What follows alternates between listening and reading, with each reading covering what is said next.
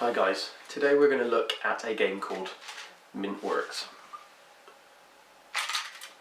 Mintworks is a Kickstarter game. Obviously the Kickstarter campaign has ended. I came a little bit late to the party with this one. It was only really available to import from the US. It cost me almost as much to ship it as it did to actually buy the game itself. And of course the first thing you'll notice is just how small this tin really is. I actually keep this game in my bag the whole time, take it to work, try and get other people to play the game with me. So the game is 1 to 4 players, takes between 10 and 20 minutes. My experience is you can get pretty much every game done in 12 to 15, and it's from ages 13 up. So let's go and take a little look at the components and see how the game plays. So as per usual, we'll take a little look at what's in the box for Mintworks. Instruction guide. Now notice I've actually cut down the corners of these. This was recommended on another video that I watched from the Dice Tower. Strangely, the edges struggle to fit into the tin before, so yeah, cut off the corners. Notice it won't affect any of the readability here. Your deck of cards, obviously the crux of the game here. Some of these are optional, I'll go through that in just a moment.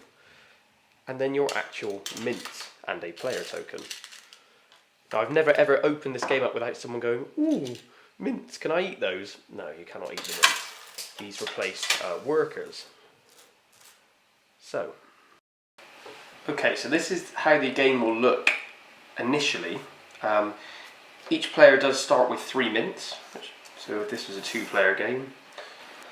And what will happen is we have these 4 optional cards here. When I say optional, 2 of them will have to be in play at all times, but what we tend to do is shuffle these up, get someone else to randomly pick the 2 that they would like to have in the game. So in this case we've got the recycler and the swap meet, and the other 2 cards will be finished with. Okay, so how does the game actually play? Well, each of these different cards has different abilities, and this is essentially a worker placement game. So at the very beginning, we turn over the top 3, and these are referred to as plans. And the way these plans work is each of them has a different ability. So this plan will cost 1 worker. Sorry, my apologies, will cost 3 workers to build, and I will gain 1 mint each round for each building that I have in my neighbourhood, which will make a lot more sense later on. This is the bridge card, very, very simple, costs 1 mint, and it will count as 2 green buildings, and this again will make sense at the end. This is about building a machine, about starting a town or a village that's going to make money. And then the way it works is, again, we all start with 3 mints.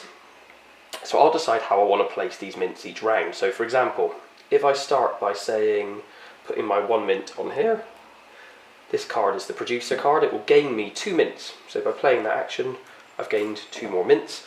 The next player comes along, they may choose to want to buy something from the supplier. So imagine they want that bridge card we just looked at, that costs 1 mint, they place 1 mint on the supplier token, and they've added that plan. Now they turn it face down as it's a plan currently and not a building. It keeps cycling through. I might decide I actually want to build something, so I put 2 of my mints on the supplier card, which means I can now afford this truck card.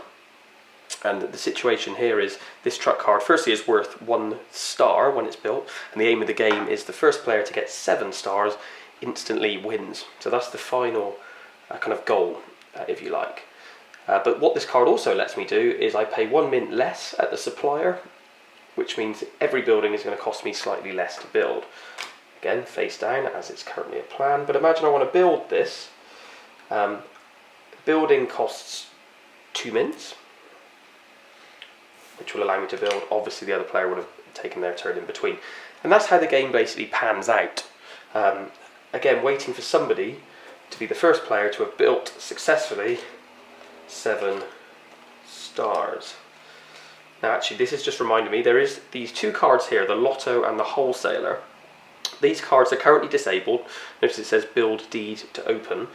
Only once the wholesaler card or the lotto card has been randomly picked from the deck and built do these cards come into play. So imagine I build the wholesaler card. This one will spin over, and there's a new way of the players spending their mints. And in this situation, I would gain 2 mints every time this is put on here, and sorry, the person who plays the mints will gain 2 mints, and the person who owns the wholesaler, so in this case me, will also gain a mint. So mint is currency, it's workers, whatever you want to call it, but really the end of the game is the first player to build 7 stars in their town.